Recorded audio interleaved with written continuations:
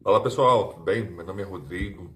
Eu e a minha esposa Ana Paula, nós conhecemos o serviço do Padrão Enfermagem há pouco tempo, porque minha filha nasceu tem um mês e pouco, e no nosso caso específico, só temos eu e ela para cuidar de Maria Tereza.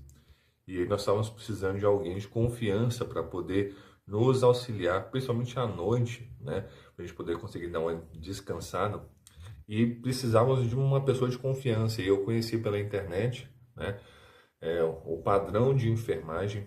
E eu quero muito agradecer ao Felipe, né, por todo o atendimento, muito rápido, muito prestativo, tirando todas as dúvidas e mandando aqui para casa profissionais de confiança. No caso específico, a Ana Thaís, que cuida de Maria Tereza com muita tranquilidade, muita segurança, sabendo o que está fazendo, e isso nos deixa muito tranquilos.